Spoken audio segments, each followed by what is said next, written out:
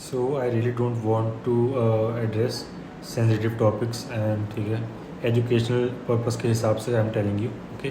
So child abuse and क्योंकि मुझे पता है आप भी पूछोगे है ना कि चाइल्ड अब्यूज़ का क्या मतलब होता है ठीक है।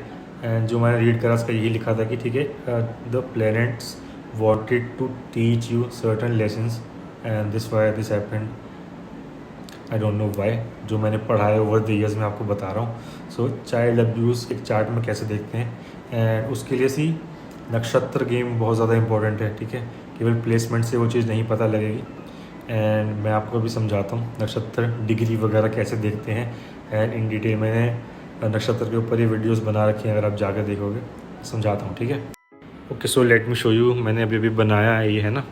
एंड जो अब्यूज़ होता है वो 3 तरीके का होता है ना, sexual, verbal and physical. And वो चीज़ कैसे देखते हैं, अगर आपका मार्स कैंसर में है, मार्स अगर आपका कैंसर में है इन 12th house, 1st house, 2nd house, 4th house, 7th house and 8th house ठीक है। सो अगर आप इसको देखेंगे 12th, 1st, 4th, 7th, 8th और 2nd हाउस, सो ये एक मांगलिक अलाइनमेंट भी होता है। मंगल दोष कैसे देखते हैं, अगर मार्स यहाँ पे बैठा है तो मंगल दोष है ना इसमें।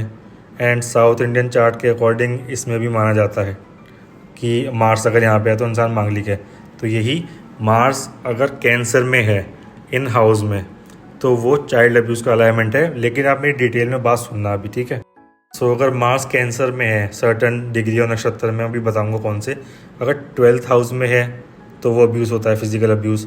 1st हाउस क्या होता है आपका, सेल्फ ठीक है, तो ये भी फिजिकल अब्यूज़ में आता है। एंड अगर 2nd हाउस में है तो वर्बल अब्यूज़ हो गया।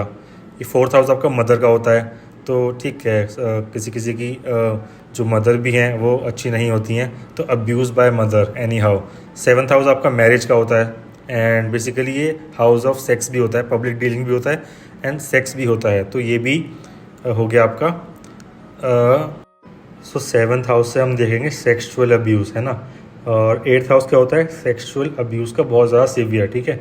इसमें है कि ठीक है you are abused 3 or 4 times a year and ये सिग्निफाई करता है कि आपको डेली बेस पे सेक्सुअली अब्यूज़ करा गया है। एंड प्लेसमेंट क्या है, मार्स इन कैंसर पुष्य नक्षत्र में, पुष्य नक्षत्र में 3.40 डिग्री से लेकर 16.40 डिग्री तक अगर है, क्योंकि पुष्य नक्षत्र जो है सैटर्न रूल करता है ओरिजिनली ठीक है। एंड ये मैंने डिस्कस कर रखा है, मार्स कैंसर में है, ये 30 डिग्री लॉन्ग होता है ना। एंड इसमें अगर इस ये मार्स कैंसर में है इस इंडियन हाउसेज में एंड इस डिग्री में पुष्य नक्षत्र में, तो वो चाइल्ड अब्यूज़ सिग्निफाई करता है ठीक है।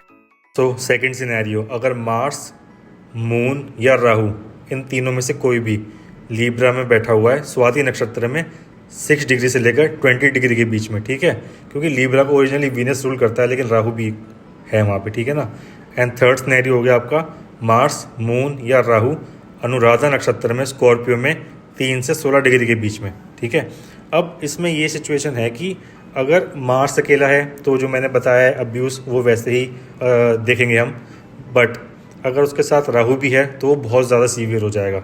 मार्स है तो ठीक है नॉर्मल जो अब्यूज़ मैंने बताया वैसा, अगर राहु साथ में बैठा है इन तीनों में से किसी भी सिनेरियो में तो वो बहुत ज़्यादा सीवियर हो जाएगा।